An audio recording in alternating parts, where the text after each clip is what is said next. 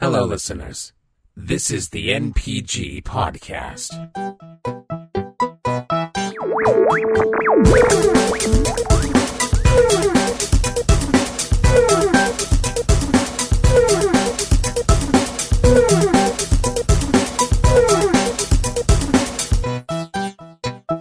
So, Bryan, you want to go first or you want me? No, I'll go first. Second. Steven was first. There will only be one. First thing, I want to address something. I want to undress something. Yeah, you will. I got a lot of shit over the course of doing this podcast that I'm way too hard on developers. And I want to point something out. I don't want anything to fail. Ever. I don't want any game to be bad. I don't want developers to go under, but by any stretch of imagination. But when I do these podcasts and I do these and talk about certain subjects that involve certain studios or whatever, I just call it like I see it. That's all. And I've been writing about this shit and selling this crap for too long to not notice patterns in certain things. And I just want to put it out there. And a lot of people give me shit about bashing Square Enix a lot. I want Square Enix to do fine. I'm an old school RPG fan. I love Squaresoft back in the day. Yeah, I don't want anything bad to happen, but once again, I just call things like I see it. That's all. Okay, so I just want to get that out there right now and kind of just nip that in the bud. I don't want games to be bad by any stretch of the imagination, because I like playing games and I want them to be good. So I just want to get that out there before I start this list. Having said that, I didn't do mine in any particular order. Before I go on, what's going on? I restarted the Nerd Theory YouTube channel, which our podcasts are on there, and videos. I just did a Let's Play of a game called Bears Can't Drift. But they can, though. But they can't. Can they drift? Bears can't drift, apparently. They cannot. But I can tell you they can. They can. What? But it said they can't. I know. They also said White Man can't jump, but look at Woody Harrelson. Yeah. Oh, he jumped. I'm so confused. Yeah. And so we're trying to get things back with that. So just want to go ahead and get that out there for everybody. Nerd Theory YouTube channel. I have an unboxing video that I did today that I'm going to edit and put up soon. So back to doing some unboxings for like these subscription boxes and things like that. I like those videos. So I didn't put mine in any particular order, but I'm going to skip around the list a little bit just to kind of because originally I put it by system, but I don't want to do that because then I'm going to skip around. So I do have like a number 1, number 2, I think overall, and I'll do those last. First one, though, I want to point out, is for the Nintendo Entertainment System. It's called River City Ransom. Oh, shit. And I loved this game. I don't know, I can't explain to you why. I think it was one of the first, maybe not one of the first, but it was a game where it resembled Double Dragon, but it had an RPG element to where you would go into town and you would buy, like, books and food, and it would up your stamina and whatnot. You read a book and you could kick faster or do multiple kicks at once instead of just one kick as you hit the A or B buttons or whatever. There's not anything special about this game overall. I just played it an ass ton at my grandparents' house when I had nothing else to do. And it just stuck with me. And later on down the road, it was Scott Pilgrim vs. the World on the PlayStation 3 and Xbox 360 probably. Where they kind of adopted the same method. You go into town, you buy food to replenish your health, or you buy books to learn certain moves, or upgrade, or level up, or whatever the case may be. The same thing with River City Ransom. So, that's all I really have to say about that. I know they made multiple iterations over time, and there's actually a kickstarted sequel in development, or hopefully it's still in development, but it reached its funding, so hopefully we'll see that soon. Next. Metal Gear Solid for the PS1. Yeah. He did. Hold on. Before you keep going, because I got to bring this up about River City Ransom. Okay. Back in my ROM days, yeah. I remember downloading. I downloaded one called Pussy City Pimps. Oh my god, that one. That hack. It was just a hack of River City. There's so many Ransom. good ROMs for that. Oh, sorry. Just go ahead. No, it's fine. Metal Gear That's Solid, fine. because you're not going to hear any Super NES or N64 games come out of this list because I never owned those systems. The last system before the PS1 I ever had was the Dreamcast and the Sega Genesis.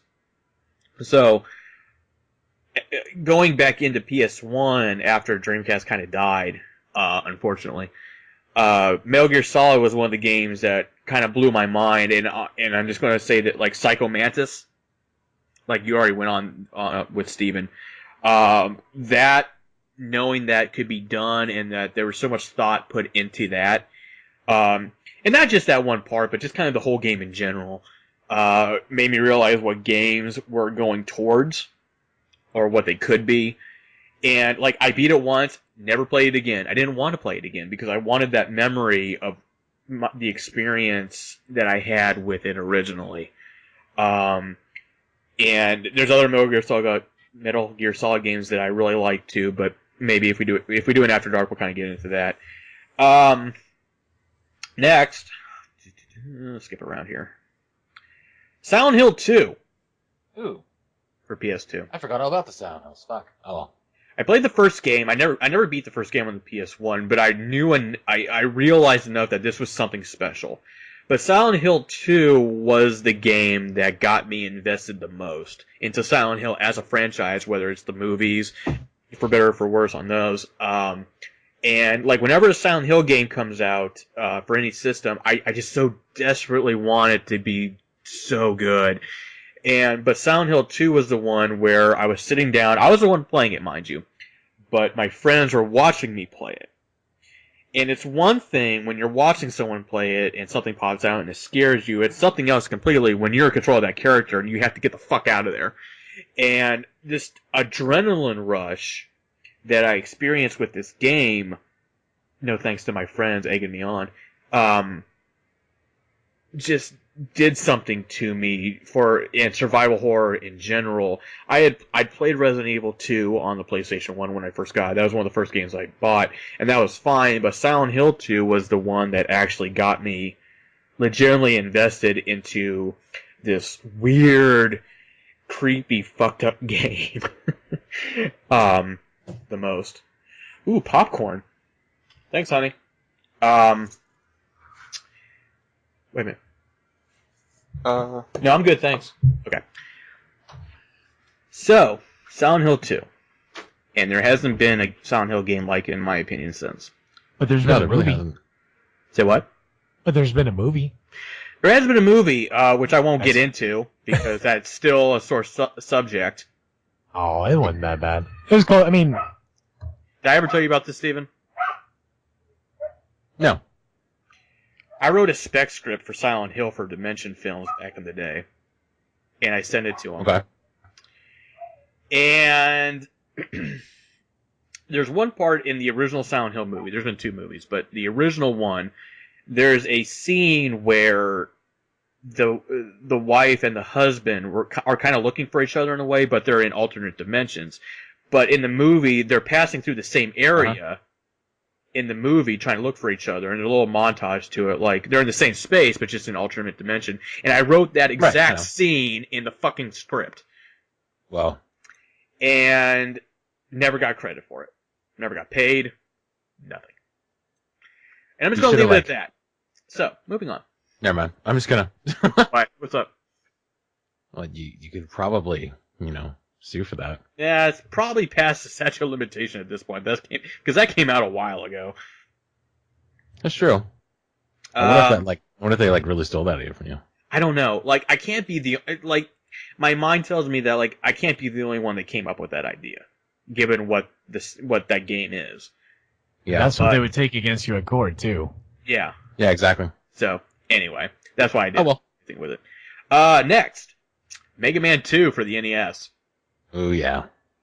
Now, there's going to be a lot of people that argue that the third one's better, and it very well may be. But Mega Man 2 to me, was the game that got me into Mega Man. Like, it's just one of those arguments, just like, well, what's better, this or the sequel to that or whatever.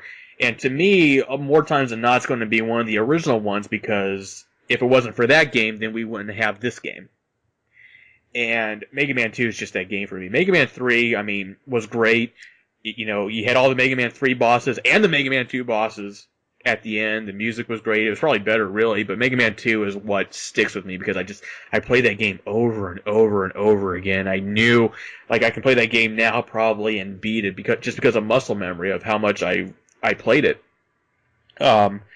So I hope Mega Man comes back in a big bad way, and I hope it does well.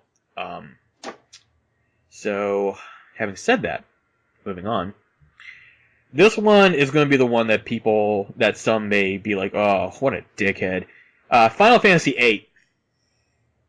That's my favorite. And I know Final Fantasy VII is like the popular one. It always has been since it came out. But to me, like, the Final Fantasy VII story was fine. There was nothing wrong with that, but I couldn't. The big part that happened in the game happened in the middle of the game, and we all know what we're talking about at this point, if you played Final Fantasy VII.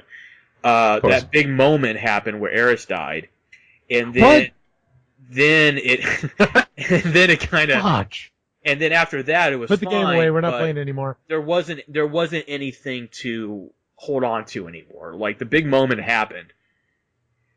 Which was unprecedented at the time for, you know, a PlayStation 1 game to do that, to kill off the love interest in the middle of the story. Maybe I'm more old-fashioned, but Final Fantasy VIII, everything was, like, hanging in the balance, like, towards the end of the game. Not the very end, but, like, towards the end of the game, where you had that moment, like, oh my god, the love interest is going to die, and this, that, and the other.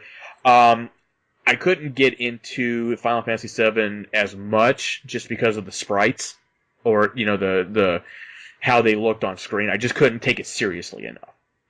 And maybe that was due to the translation, perhaps. But Final Fantasy VIII to me was like, oh, okay, these characters actually look like people, and not these blocky characters that Final Fantasy VII had. Now, and that's it. Is really what it comes down to. I know people don't like the draw system and all that, and that's fine. I get that completely. But to me, as far as the story goes, I was more invested in Final Fantasy VIII than I ever was in 7. But then again, having said that, maybe it was because of 7 that drew me closer to 8. I don't know. But Final Fantasy VIII is the one that sticks to my mind the most. Alright. Moving on. I'm with you. I'll stick up for you on 8. Thank you, Matt. 8's definitely my favorite. Uncharted 2 for the PlayStation 3. Uncharted 2 is the game that I will probably continuously play over and over again until whenever, because there's been 4 Uncharted games at this point. Uncharted 2 took what Uncharted was trying to do and just blew it up. Like, just made it so much better.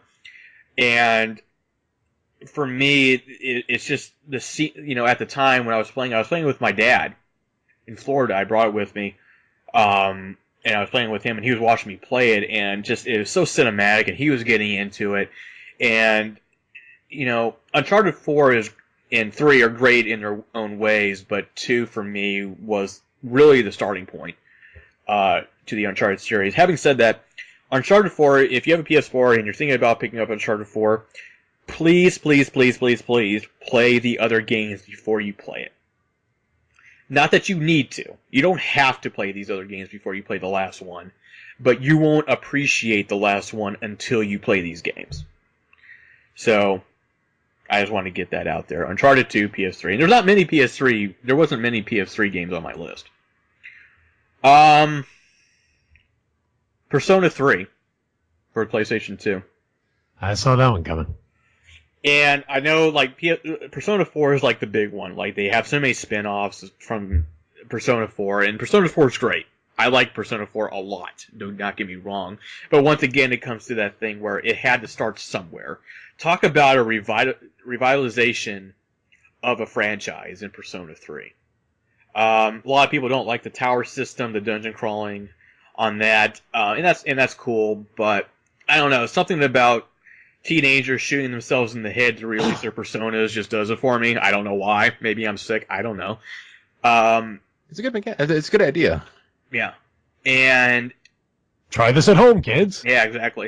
And when Persona 5 comes out, I'm going to go balls deep in it. And it's all because of Persona 3. You know? So, Persona 3, for sure. What we got next? I remember when 4 was coming out, I'd hear nonstop about 3 and 3 and 3. How great Persona 3 is, Persona 3. And then he told me about the kids shooting themselves in the head, which took him like weeks to get to. He never fucking mentioned that shit for some reason. And then as soon as he mentioned it, I was like, wait, they shoot themselves in the head to go into another world? No, they do it. What is it? It's symbolism, right? Because like they're not real guns. They do it to release their personas within the dark world. Right. It's like, as my understanding, it's like severe emotional trauma of shooting yourself in the head. Right. Yep. Brings it forth. Yep. No. For the NES, Super Mario 3. Mm-hmm. And I'll look at you guys. And it's one of those games where, like Mario Brothers, the original Super Mario Brothers is great. Like, there's still few games that can match what that game did for the industry and for people in general. But Super Mario 3, on the same system, I might add, did so much more than its predecessors did. And usually when you go into games like that, like Gears of War or whatever, and you have these sequelizations, it's just more of the same type of thing. But in my opinion, with Super Mario 3, it wasn't just more of the same. Mario 2 doesn't count either. Yeah, it was completely different. Shut the hell up. Mario 2 does count. That is a great game. It's fucking... I don't care. I don't care that it's not originally a Mario game. It was a real Mario game here in the States. You're a real Mario game. Yeah. Good one. Mario 2 is great. Super Mario 3, and the one thing I remember most about that is that when I first played it, I had the guide, so I didn't actually go through the entire game. I skipped to the very end through warps. Mm-hmm. And I remember my dad going in there bitching on Christmas Day. And he's like, how do you like the game? I'm like, I beat it. and then I hear him down the hall, and I'm like, I don't know why we get him these goddamn things. He just beats them within a day. Good times. Good question. But Super Mario 3, for sure. Now we're winding down to the top 2, which is really strange because they came later on in my life. But this goes again with the fact that I like my stories. Number 2, Elder Scrolls 4 Oblivion, which should be not a shocker to anybody who's listened to this. I'm surprised you're putting Oblivion in there. Why? Out of all of them. Well, to be fair, Oblivion and Skyrim are the only ones I've ever played. Oh. And I never played Morrowind before it, but I was working for that job, as you would call it now. Excuse me. And my assistant manager said, like, you need to try this. I don't know, man. No, seriously. You have to do this. Okay. So I bought the collector's edition of Elder Scrolls 4 Oblivion. And once again, I said it before, I'll say it again. This is the game that could have had me divorced immediately. Because I never, at the time, spent so much time with a game that had me, like, everything I did mattered. It mattered. And, you know, it's like, the one thing I remember, and I can't remember the name of the town to save my life, but there's a guy sneaking into a house in the game, and this was a side mission, stealing stuff. And I see him do it. Like, I see, like, who is this character running around behind this guy's house? And then the mission came up, it was like, I think someone's stealing something from my basement. Can you check it out for me? Hell yeah, I can. So I take the mission, and I do it, and this guy, and, like, it all makes sense. Like, everything matters in that game. Probably the same with Skyrim, but Oblivion's story overall is what I attach to the most. Not saying that Skyrim's story was bad or anything like that, because it's not. But, once again, it's just one of those things where the game that you start off with predicates on if you're going to buy the sequel to it.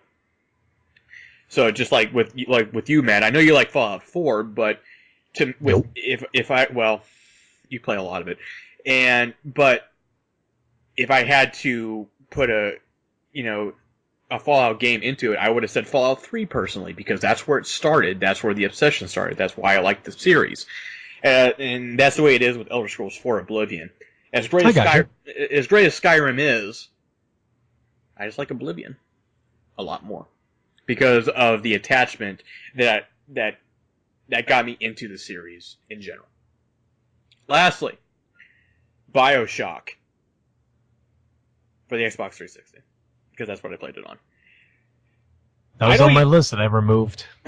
I don't know. I don't know how to explain it. Well, would you kindly do so? Exactly. Just the plot of it and its look at objectivism overall, and this colony of people who just said, fuck it. I don't want to deal with these American ideologies. I want to do my own thing. We shouldn't be, objectivism, for anybody who doesn't know, is the belief that certain things, like moral truths, they exist independently of human knowledge or the perception of them. So in other words, like, someone should be honored for their achievement and not the envy that it brings them, if that makes sense. But unfortunately in this world, that envy was their undoing. And it's just, that narrative of that game was so, was Steven muted this entire time? No. Son of a not. bitch. Oh, yes, yeah, he was. Oh my god, okay. And this idea of this society just going against that, and then it just kicking, biting itself on the ass, and you having to go through it with these people who are junkies, essentially, for the plasmids and all that, and the Big Daddy and the Little Sisters, and whether you save them or not, or you harvest them, it's just like, oh my god, how do you make that decision in a game? Oh, fuck, now, did you even harvest one? I did. No, you didn't. I didn't. No, I didn't. No, because you already had your kid by then, and I remember you going, "No, there's no way I could do it." No, that's not true. I didn't have my kid. Not at that time. I thought you did have her by then. No, not yet. I don't think I did. No, definitely not. Definitely not. Okay. But yeah, I couldn't do it. I remember I finished the game, reloaded it, got to the part where you meet your first little sister, just to do it once where I could back away and not have it saved, so like it never actually really happened. Yeah. Huh. And then the screams were terrifying. I just couldn't do it. Yeah.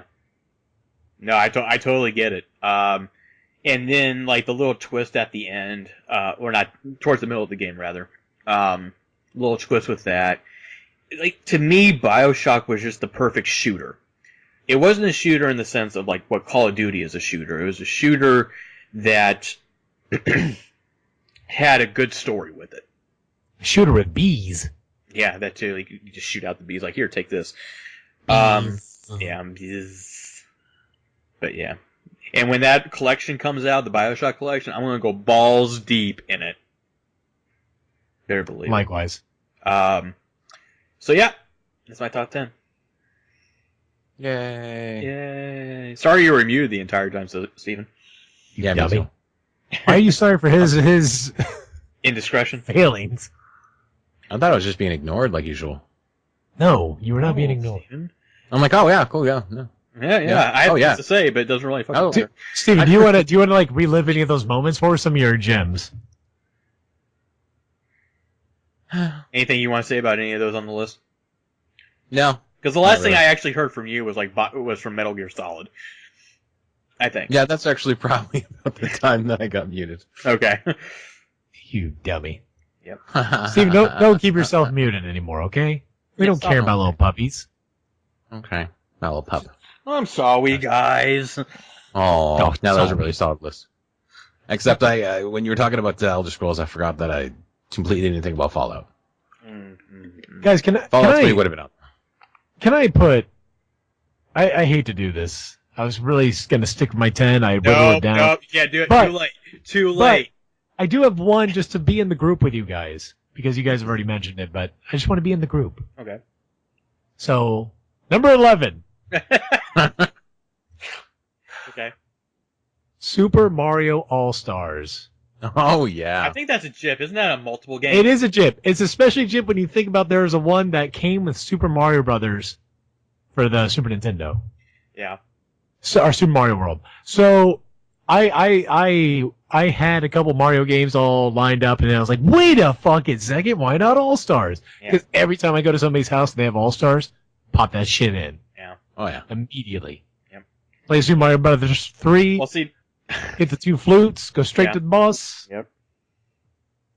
Well, see, now I don't feel so bad because I had a game in here that was kind of it's kind of like Mario Brothers All Star, but we can get into that like after the fact. Yeah. But I wanted to throw that in there because you guys both had it, and it was number 11. It was like right there, teetering. all right. Steven, you can go into yours. I need to use the bathroom again because I'm drinking like a sailor over here. Steven, but I'm the one Matt, who go goes into yours. first. You're a twat. Wow. I hope you piss yourself going to the bathroom. What? I've been drinking Wait. a lot of alcohol. Okay, I'll join you. I'll go pee too. Steven, you Okay, want to go pee? good times.